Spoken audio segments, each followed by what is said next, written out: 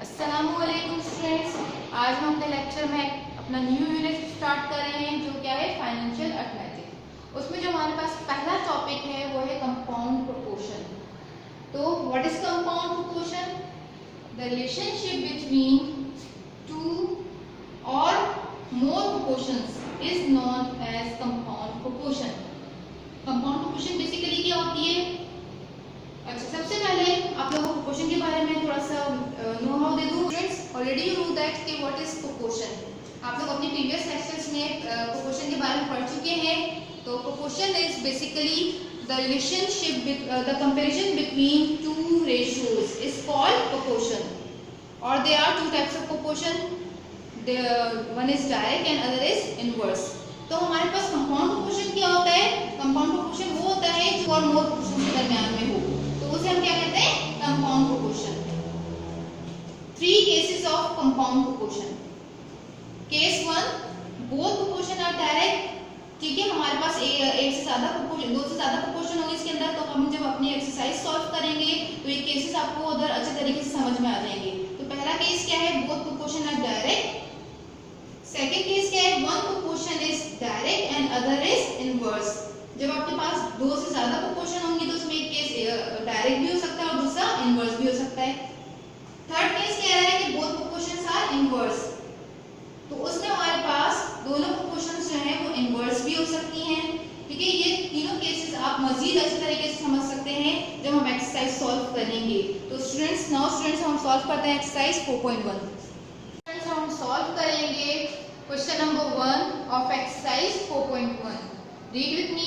The fare of 12 kilogram of luggage for distance of 36 kilometer is 24 rupees. अब इसमें देखिए हमारे पास तीन चीज आपको नजर आ रही है। एक तो 12 किलोग्राम ऑफ लगेज, ये हमारे पास क्या है? 12 किलोग्राम ऑफ लगेज हमारे पास वेट है। जो किलोग्राम है आपको जो शो कर रहा है वो क्या शो कर रहा है? Weight of luggage for a distance of 36 kilometre. Kilometre जो हमें शो कर रहा है वो किसको शो कर रहा है? डिस्टेंस को शो कर रहा है।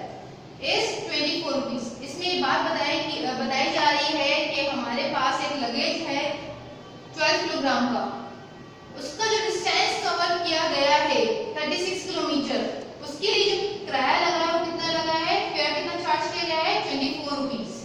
ठीक है, कोई बंदा है वो सामान लेकर जा रहा है 12 किलोग्राम का और डिस्टेंस इतना कवर हुआ है 36 किलोमीटर और उसका किराया कितना लगा? 24 rupees. How much fair will be charge? अब कितना किराया लगेगा, चार्ज होगा फॉर लगेज ऑफ 18 किलोग्राम। जब हमारे पास लगेज का जो है वेट कितना हो जाएगा? 18 किलोग्राम और डिस्टेंस कितना हो गया? 12 किलोमीटर। तो अब हमारे पास उसका कितना फेयर चार्ज होगा। तो अब स्टूडेंट्स इसको हम सॉल्यूशन के थ्रू समझते हैं किस तरीके से सॉल्यूशन होगा ताकि आपको अच्छे तरीके से सवाल समझ में आ जाए। आपने फर्स्ट ऑफ ऑल क्या करना है? सॉल्यूशन की हेडिंग वाली आप लोगों ने सबसे पहले अब इसमें हमारे पास जो रिक्वायर्ड वाली चीज है उसको हम लेट करते हैं। तो हमारे पास रिक्वायर्ड में क्या चीज आ रही है? फेयर। हाउ मच, जो हाउ से स्टार्ट होते हैं WH क्वेश्चंस होते हैं हमारे पास, वो हमारा रिक्वायर्ड बनता है। तो how much fair will be charge for luggage. तो हम इसको लेट करेंगे। लेट पहले सपोज पहले बात है कि लेट हम किसी वेरिएबल से इसको लेट करते हैं। तो हम लिख देते हैं x, let x be the fare of luggage।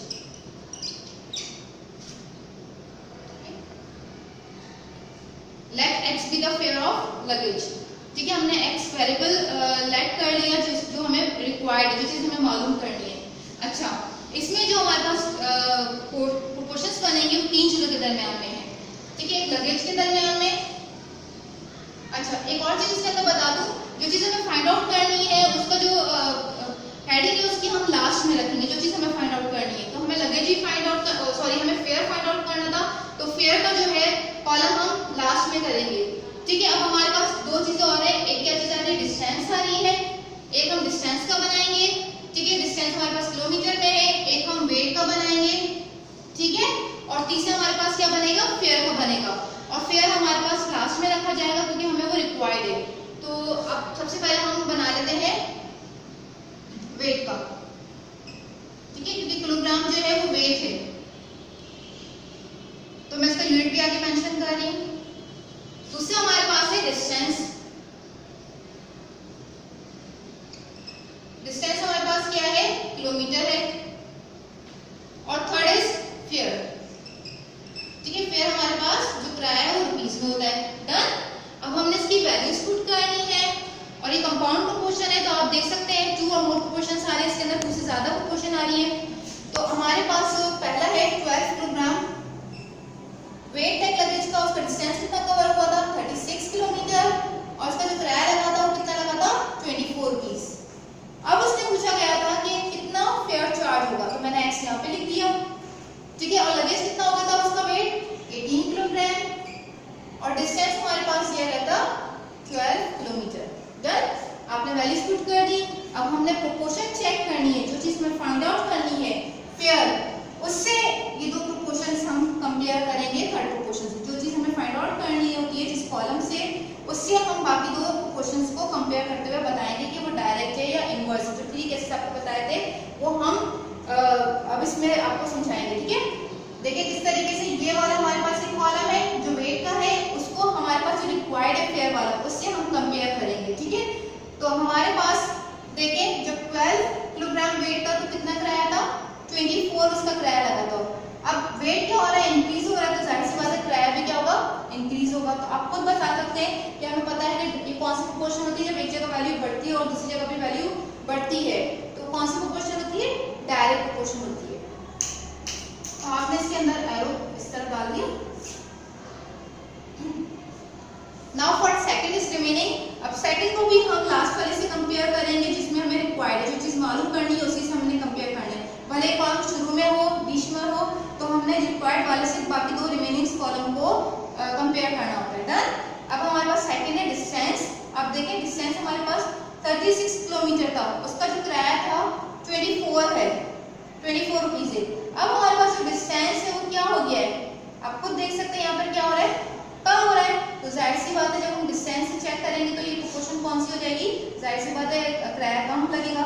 आपको पता है बात, जब आप कहीं जाते हैं डिस्टेंस ज्यादा होता है तो रिक्शा वाला किराया ज्यादा लेता है, और जब डिस्टेंस कम होता है तो किराया कम हो जाता है। तो जब इस प्रोपोर्शन से कंपेयर करेंगे तो ये चीज क्या हो रही है, इनवर्स,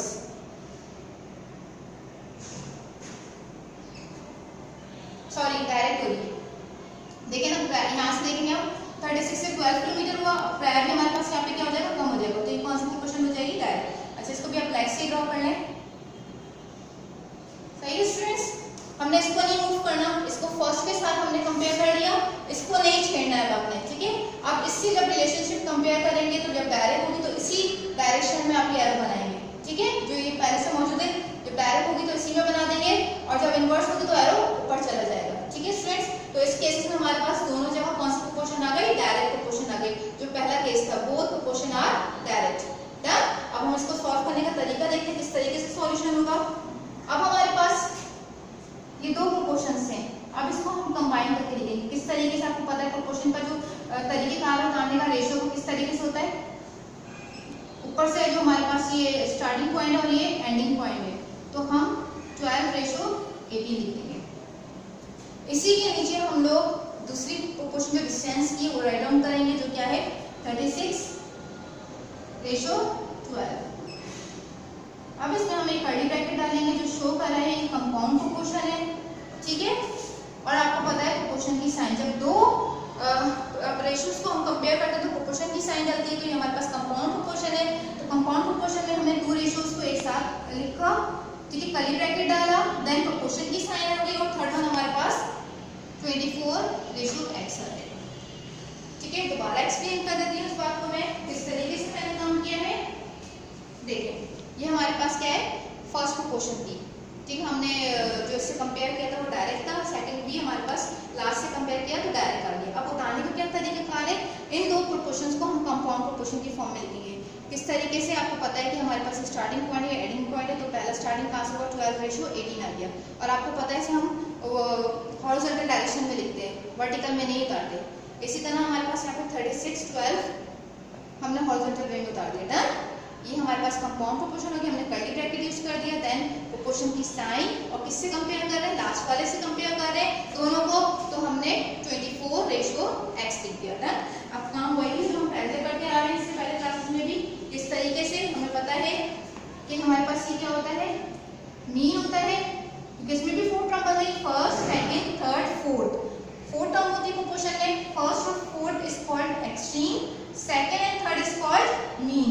तो सेकंड और थर्ड वाले पे मैंने मीन लिख दिया, और फर्स्ट और फोर्थ पे मैंने क्या लिख दिया, एक्सट्रीम्स। ये बात आप लोगों को पता है।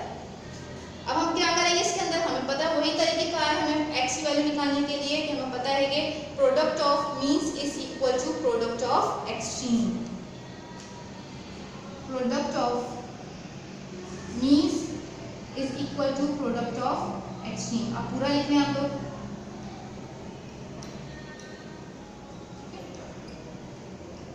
सही, मैं भी पूरा लिख रही हूँ।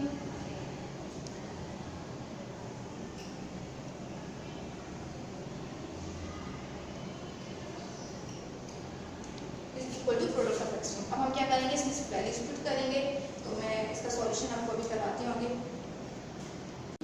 नाउ स्टूडेंट्स, अब हमारे पास देखिए पहले मैंने लिखा प्रोडक्ट ऑफ मीन्स, तो प्रोडक्ट्स में हम का मतलब होता है मल्टीप्लिकेशन, तो हमारे पास मीन्स में जितने भी एलिमेंट्स आ रहे हैं हम उसकी मल्टीप्लिकेशन करेंगे। अब हमारे पास कौन कौन से हैं, 18 multiply by 12 then multiply by 24, ये हमारे पास मीन्स की वैल्यू आ गई। नाउ एक्सट्रीम में हमारे पास जो एलिमेंट है वो कौन कौन से हैं, 12, 36 एंड x। ठीक, हमें x की वैल्यू फाइंड आउट करनी है, तो हमें पता ही टर्म्स के साथ वैल्यूज के साथ मल्टीप्लाई करें तो जाकर क्या करेंगी, डिवाइड। तो हमने सिंपली क्या करना है, पहले मैं मल्टीप्लिकेशन नहीं कर रही, इसकी वैल्यूज लेकर जा रही ताकि आराम से आप लोग छोटे नंबर से कैंसिलेशन कर सकें। जब मल्टीप्लाई कर देंगे तो नंबर्स बड़े हो जाएंगे, फिर आप डिवीजन वाला काम दोबारा से करेंगे, तो डायरेक्टली आप लोग इसको 12 के साथ मल्टीप्लाई कर रहा है तो इक्वल टू इस तरफ जाकर डिवाइड हो गया, 36 में मल्टीप्लाई कर रहा है इक्वल टू इस तरफ आकर डिवाइड हो गया, इधर क्या बच गया, x बच गया। अब आपको पता मतलब 12 से 12 कैंसिल, 18 1 से 18 का टेबल आप लोगों को कम से कम इतना तो याद होना चाहिए, 18 2 जा 36, मतलब आप छोटे नंबर से भी डिवाइड कर सकते हैं। नाउ 2 1 जा 2 और 2 और 12 जा 24, तो हमारे पास x की वैल्यू क्या आ गई, 12। अब 12 हमारे पास क्या था, रुपीस कराया था, तो हमने इसके आगे मेंशन कर देना रुपीस है। और अब इसका हम हैंड्स राइट करेंगे। हैंड्स कैसे लिखेंगे आप लोग, हैंड्स राइट करने का तरीकेकार ये है जो आपके पास क्वेश्चन में, क्वेश्चन जो है how much fair will be charge for luggage of 18 kilogram for distance 12 kilometre, ये पूरा आप लोगों ने ऐसे राइट कर देना है, लेकिन आपने सबसे पहले तो हाउ मच की वर्डिंग है उसको हटा देना है। तो हाउ मच की वर्डिंग के लिए क्या आ जाएगा, 12 रुपीस फेयर, पूरी आपके पास वर्डिंग आ जाएगी, fair will be charge for luggage of 18 kilogram for distance 12 kilometre. Done, I hope आपको ये समझ में आया वो क्वेश्चन। इसी तरह मैं आपको सिर्फ क्वेश्चन नंबर 1, 3 एंड 5 करवाऊंगी और बाकी 2 क्वेश्चन की मैं सिर्फ प्रोपोर्शन बना के दूंगी, काम आपने ऐसे ही करने हैं आगे, ठीक है। तो आप लोगों ने सिंपली ये वाला स्टेप आप लोगों को मैं करके दे रही हूँ, उसके बाद आप लोगों के पास ये वाला काम आप लोगों का होमवर्क होगा दोनों क्वेश्चंस का। तो इतना तो काम आप लोगों को मैं समझा देती हूँ, उसके बाद आप लोगों को आता है, क्योंकि आप लोग एक चीज सेम मेथड इस प्रीवियस क्लास की तरह है कि product of means is equal to product of extreme आप लोगों ने लेकर काम करना है। सॉल्यूशन वाला पार्ट आप बाकी खुद ही करेंगे घर पर, ठीक है स्टूडेंट्स। ये आपका होमवर्क होगा। अभी मैं question number 3 and question number 5 का आपको सॉल्यूशन हाफ करवा देती हूँ। नाउ स्टूडेंट्स हम क्वेश्चन नंबर 3 रीड करते हैं। The price of a carpet 16 metre long and 6 metre wide is ₹6,288। एक कारपेट है, ठीक है, कितना मीटर, वो लेंथ उसकी कितनी है 16 मीटर है, और उसकी जो विड्थ है वो कितनी है 6 मीटर है। तो उसकी प्राइस वो कितनी प्राइस का दे रहा है हमें 6288। What will be the price? अब क्या प्राइस होगी जब कारपेट की लेंथ जो है हमारे पास 24 मीटर हो जाएगी और जो विड्थ है 12 मीटर, वाइड मीन्स विड्थ, ठीक है, तो 12 मीटर उसकी विड्थ हो जाएगी। तो वो कारपेट अब हमें कितनी रुपीज़ की मिलेगी? तो अब इसका सॉल्यूशन हम बोर्ड पे देखते हैं किस तरीके से होगा। देखिए हमारे पास जो रिक्वायर्ड था वो क्या था, what will be the price of carpet. तो हमने क्या लिख दिया, हैंस वो सॉरी लेट करके क्या लिखना है, जो हमारे पास रिक्वायर्ड होता है वही हमारा लेट होता है। तो x be the price of carpet. Done. Now अब इसकी हम प्रोपोर्शंस को ड्रॉ करेंगे किस तरीके से। हमें पता है कि लेंथ हमारे पास एक हेडिंग है, एक विड्थ की बात की गई है और तीसरी बात हमारे पास प्राइस की गई है। तो प्राइस हमें मालूम करनी है तो मैंने लास्ट में कर दिया। ठीक, अब हमारे पास लेंथ को भी हमने कंपेयर करना है प्राइस से और विड्थ को भी प्राइस से कंपेयर करना है, क्योंकि मैं आपको पहले बता चुकी हूँ पहले वाले क्वेश्चन में भी कि जो चीज़ हमारे पास रिक्वायर्ड होगी, जो चीज़ मालूम करने को दी जाएगी, उससे बाकी दो हमारे पास जो है वो कंपेयर होंगे। ठीक है, क्लियर है। तो हमारे पास पहला था लेंथ, एक कारपेट की लेंथ 16 थी, तो हमारे पास प्राइस कितनी आ रही थी इसकी 6288। इसको हम सेपरेट चेक करेंगे, ठीक है, कि कौन सी प्रोपोर्शन हो रही है। तो जाहिर सी बात है जब किसी चीज की लेंथ बढ़ जाती है, 24 हो गई, इसकी लेंथ बढ़ गई, तो जाहिर सी बात है प्राइस भी क्या हो जाएगी, इसकी बढ़ जाएगी अमाउंट। तो हमारे पास ये कौन सी प्रोपोर्शन है, एक जगह वैल्यू इंक्रीज हो रही है तो दूसरी जगह भी वैल्यू इंक्रीज हो रही है। तो कौन सी प्रोपोर्शन हो गई, डायरेक्ट प्रोपोर्शन। तो डायरेक्ट प्रोपोर्शन के एरो दोनों जगह सेम डायरेक्शन में होते हैं। Now for next width. अब विड्थ की बात की जा रही है तो विड्थ हमारे पास 6 मीटर थी पहले, उसकी प्राइस सेम ही थी। तो हमारे पास जब विड्थ बढ़ जाएगी किसी चीज की तो उसकी भी जाहिर सी बात है प्राइस हम बढ़ा देंगे। तो हमारे पास ये यहाँ पे भी कौन सी प्रोपोर्शन अप्लाई हो रही है, डायरेक्ट प्रोपोर्शन, क्योंकि एक जगह वैल्यू इंक्रीज हो रही है तो दूसरी जगह भी वैल्यू इंक्रीज हो रही है। तो स्टूडेंट ये केस 1 ही है हमारे पास क्वेश्चन नंबर 3 में भी। तो आपको मैंने देखे तरीकेकार किस तरीके से बताया था। अच्छा, इसमें थोड़ी मिस्टेक हो गई है। स्टूडेंट यहाँ पे 16 आएगा, तो 16 रेशो 24 आपको बता दिया मैंने हेड और टेल किस तरह, मतलब स्टार्टिंग पॉइंट से लेके हम एंडिंग पॉइंट तक लिखते हैं। तो 16 हमारे पास स्टार्टिंग पॉइंट पे आ रहा है और 24 हमारे पास एंडिंग पॉइंट पे आ रहा है, तो हम इसको हॉरिजॉन्टल डायरेक्शन में लिखते हैं। इसी तरह हमने 6 और 12 को भी हॉरिजॉन्टल डायरेक्शन में लिख दिया। डन। ये हमारे पास एक कंपाउंड प्रोपोर्शन हो गई और हमने रेशो प्रोपोर्शन की साइन ड्रॉ लिखी। नाउ फॉर हमारे पास इससे कंपेयर करें तो 6288 देन रेशो और एक्स आ गया। अब आपको पता है हमारे पास यहाँ पे मीन और एक्सट्रीम्स में क्या होगा, वो काम आपको आता है, तो इसके सॉल्यूशन को आप कंप्लीट कर लीजिएगा। अब इसी तरह हम क्वेश्चन नंबर 5 रीड करते हैं, देन इसका सॉल्यूशन फिर देखेंगे। नाउ स्टूडेंट्स, अब हम क्वेश्चन नंबर 5 रीड कर रहे हैं। If 60% use 40 kilogram of sugar in 12 days. ठीक है, इसमें बात बताई जा रही है कि हमारे पास 60% है वो 40 किलोग्राम शुगर यूज कर रहे हैं कितने दिन में, 12 डेज में। Find in how many days, कितने दिन में। अब हमारे पास कितने दिन में 90% जब हो जाएंगे will use 200 kilogram of sugar.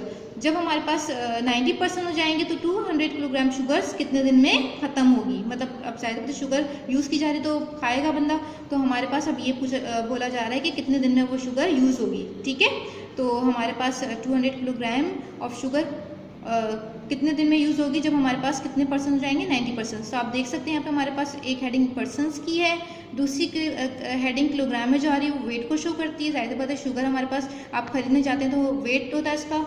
और नाउ डेज हमारे पास डेज में ही आते हैं। डन। तो हमारे पास 3 हेडिंग्स हो जाएंगी, पर्सन्स, वेट एंड डेज। इसी तरह मैं क्वेश्चन 5 में भी आपको यहाँ पर बता देती हूँ। ठीक है, हमारे पास ये लॉन्ग वाली जो बात है वो मैंने लेंथ में दी, क्योंकि आपको पता है कि लॉन्ग वाली चीज़ लेंथ में आती है।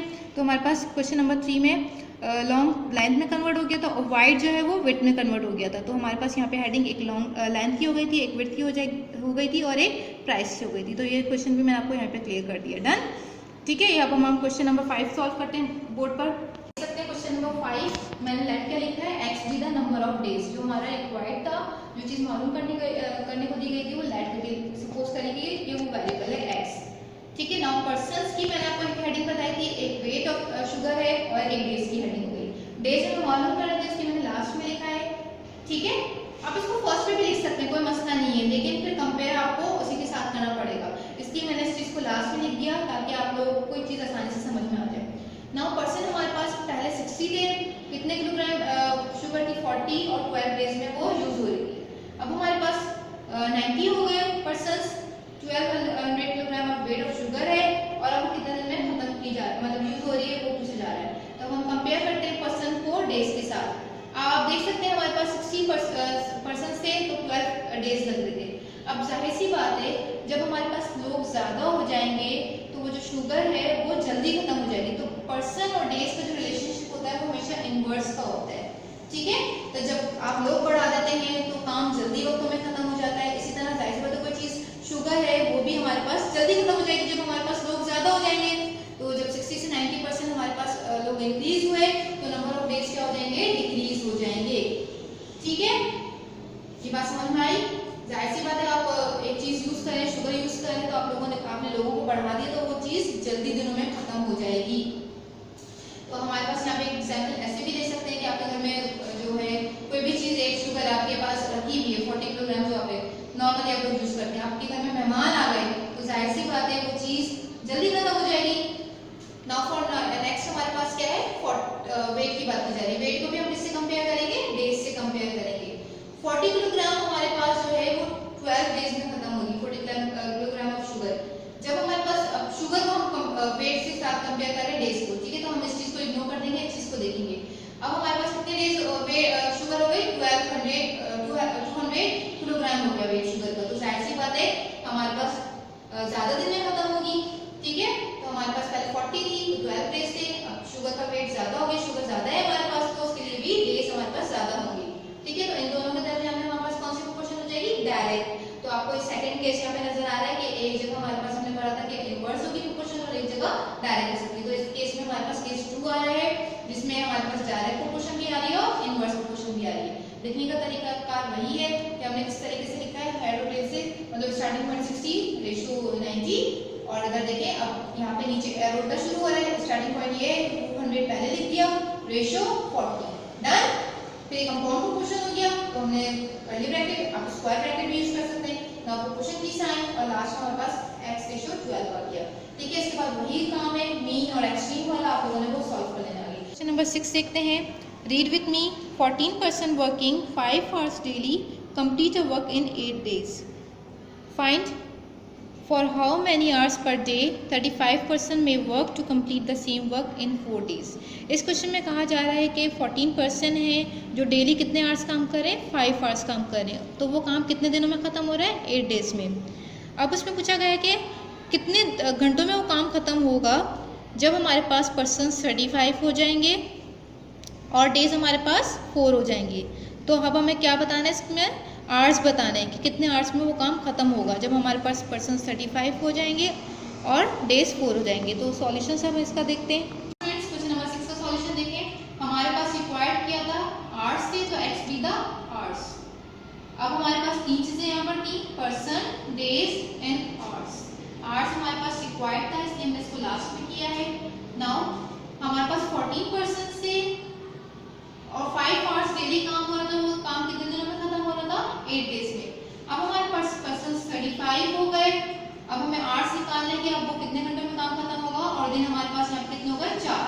तो अब हमने प्रोपोर्शंस को कंपेयर करना है, पर्सन को आवर्स के साथ और डेज को भी आवर्स के साथ। तो पर्सन को चेक करते हैं हम पहले, पर्सन हमारे पास 14 थे और वो काम कितने घंटों में खत्म हो रहा था, 5। अब लोग ज्यादा हो गए, ठीक है, लोग बढ़ा दी, तो जाहिर सी बात है वो काम जल्दी आवर्स में खत्म होगा। तो हमारे पास पर्सन्स और आवर्स में कौन सी प्रोपोर्शन होती है, इनवर्स, ठीक है। ये बात समझ में आ गई, जब पर्सन ज्यादा हो जाएंगे तो जाहिर सी बात है वो काम जल्दी खत्म हो जाएगा, जल्दी घंटों में खत्म हो जाएगा। अब हम डेज को कंपेयर करते हैं आवर्स से। अब देखिए हमारे पास यहाँ पे कितने दिन थे, 8 दिन थे, वो डेली कितने काम करते, 5 hours हमारे पास काम किया जा रहा था। अब जाहिर सी बात है हमारे पास दिन कम होगा, इसको काम खत्म करने के लिए दिन कम कर दिए गए हैं। तो जब कम दिन कर दिए गए तो हमें ज्यादा घंटे बैठ के काम करना पड़ेगा, ठीक है। तो डेज और आवर्स में हमारे पास कौन सी प्रोपोर्शन हो गई, इनवर्स हो गई, ठीक है। आप इधर दोबारा से मैं बात रिपीट कर रही हूँ, पहले वो 8 दिनों में काम हो रहा था तो उसके लिए 5 घंटे की जरूरत थी। अब मैंने वो दिन कम कर दिए, कम दिन कर दिए तो जाहिर सी बात है मुझे वो काम खत्म करने के लिए ज्यादा घंटे रिक्वायर्ड होंगे ना, तभी तो वो काम खत्म होगा, सही। तो हमारे पास डेज और आवर्स में कौन सी प्रोपोर्शन हो गई, इनवर्स, ठीक है। तरीका वही है बताने का प्रोपोर्शन को हॉरिजॉन्टल डायरेक्शन में 14 रेशो 35। डन। यहाँ पे हमारे पास ऊपर से स्टार्ट हो रहा है 8:4। कंपाउंड प्रोपोर्शन बन गई। नाउ प्रोपोर्शन की साइन, अब हमने लास्ट वाले को जहाँ से स्टार्ट हो रहा है x/5, तो इधर हमारे पास कौन सा केस आ गया, थर्ड केस आ गया। ये दोनों प्रोपोर्शन कौन सी है, इनवर्स है। ठीक है स्टूडेंट्स, मैंने आपको केस 1, केस 2 एंड केस 3 तीनों सब केसेस समझा दिए क्वेश्चंस को लेकर। तो आपने अब इसका रिमेनिंग सॉल्यूशन कंप्लीट कर लेना है। Do complete remaining solution of question number 3, 5, 6 of exercise 4.1। I hope आपको आज का लेक्चर समझ में आ गया होगा। अगर नहीं समझ में आया तो दोबारा वीडियो देख लीजिएगा। वो हमारा